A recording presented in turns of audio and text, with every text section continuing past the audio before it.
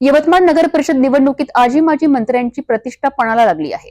नगराध्यक्ष पदाकरिता सर्व प्रमुख पक्षांनी ताकदीचे उमेदवार मैदानात उतरवले असून सकाळी 7:30 वाजल्यापासून मतदानाला सुरुवात झाली आहे। एकूण 58 नगरसेवक पदांकरिता 299 उमेदवार रिंगणात असून या निवडणुकीकडे संपूर्ण जिल्ह्याचे लक्ष लागले आहे। यवतमाळ नगर परिषद निवडणुकीत यावेळी आजी आणि माजी मंत्र्यांची प्रतिष्ठा पणाला लागली आहे।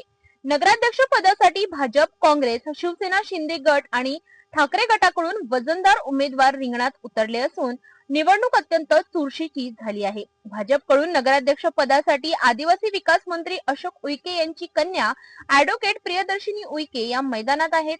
शिवसेना शिंदे गटाकडून तेजस्विनी चांदेकर, काँग्रेसकडून माजी मंत्री ॲडव्होकेट शिवाजीराव मोघे यांच्या सून प्रियंका मोघे तर ठाकरे गटाकडून वैष्णवी कोवे यांनी उमेदवारी दाखल केली आहे।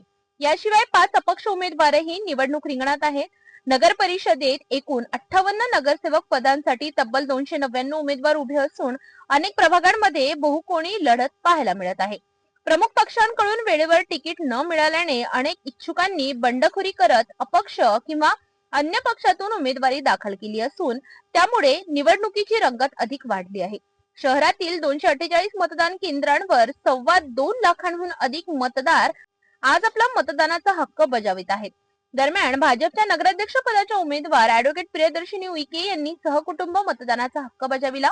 मतदानापूर्वी कुटुंबियांनी प्रियदर्शिनी उईके यांचं औक्षण केलं। आई वडिलांचे आशीर्वाद घेऊन त्यांनी मतदान केले। यावेळी आदिवासी विकास मंत्री अशोक उईके आणि त्यांच्या पत्नीही उपस्थित होत्या। मतदानानंतर मंत्री अशोक उईके यांनी यवतमाळकर नागरिकांनी लोकशाहीच्या या उत्सवात मोठ्या संख्येने सहभागी व्हावे असे आवाहन केले।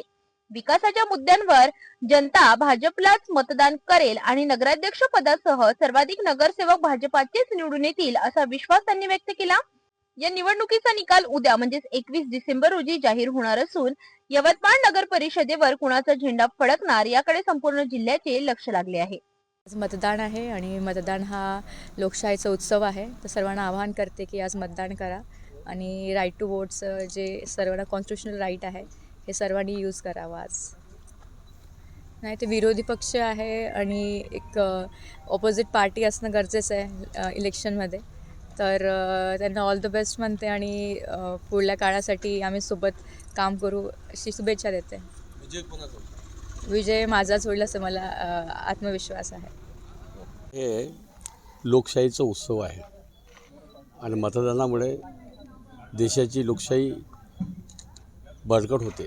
त्यामुळे यवतमाळ शहरातील सर्व मतदार बंधू भगिनींना मी आवाहन करतो की या मतदान लोकशाहीच्या उत्सवामध्ये सर्वांनी सामील व्हावं, सर्वांनी मतदान करावं असं मी आवाहन करतो।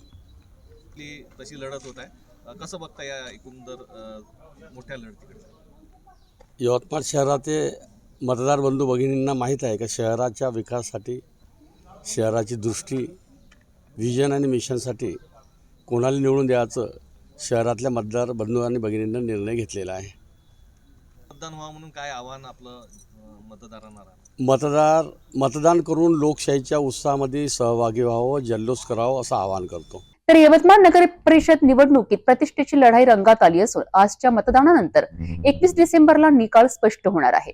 नगराध्यक्ष पदावर कोण विराजमान राहणार हे पाहणे औत्सुक्याचे ठरणार आहे।